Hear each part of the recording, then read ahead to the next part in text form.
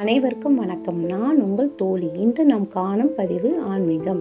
நாளை சக்தி வாய்ந்த மாசி சர்வ அமாவாசை. இன்று நம் முன்னோர்களுக்கு வழிபாடு செய்வதால் நமக்கு நன்மைகள் கிடைக்கும். இந்த நேர்மறை ஆற்றல் அதிகமாக உள்ளதால் குலதெய்வ வழிபாடம் நம்ம செய்யலாம். நாளை காலை 8:30 ஆரம்பித்து மறுநாள் வெள்ளி காலை 6:50 வரை அமாவாசை திதி உள்ளது.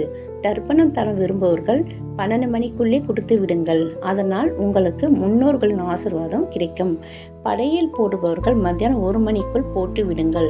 காக்கைக்கு எச்சில் படாத உணவுகள் வையுங்கள். நம் முன்னோர்கள் காக்கையின் வடிவில் வந்து உணவு சாப்பிட்டு நம்மளை ஆசீர்வாதிப்பார்கள்.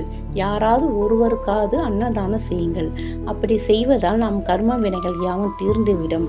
மாலையில் குபர அமாவாசையான இன்று நம் குபர பகவானுக்கு ஒரு விளக்கு ஏற்றி 1 டம்ளர் பால் வைத்து நம் லக்ஷ்மி குபரனை நினைத்து ஓம் லக்ஷ்மி குபரனே நமக என்று 11 முறை கூறுங்கள்.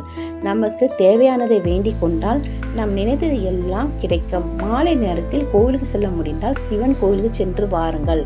ஒரு மஞ்சள் துணியில் கல்லுப்பு வைத்து ஒரு விரலி மஞ்சள் 5 ரூபாய் காயின் வைத்து மூட்டையாக கட்டி மகாலட்சுமி கால் அடியில் வைத்து விடுங்கள். இரவு தூங்க முன்பு எடுத்து வெளிவாசலில் கட்டி விடுங்கள்.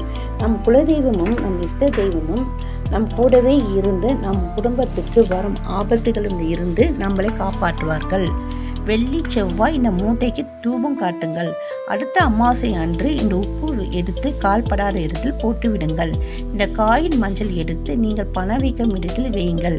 அந்த மகாலட்சுமி தேவி எப்பொழுதும் நம் கூடவே இருப்பார். வாழ்க்கையில் நமக்கு வரும் தடங்கள் எல்லாம் தீர்ந்து கடன்கள் இருந்து விடுபட்டு நம் வாழ்க்கையில் வசந்த வீசம். நம்பிக்கையுடன் செய்யுங்கள், வெற்றி நிச்சயம். நன்றி.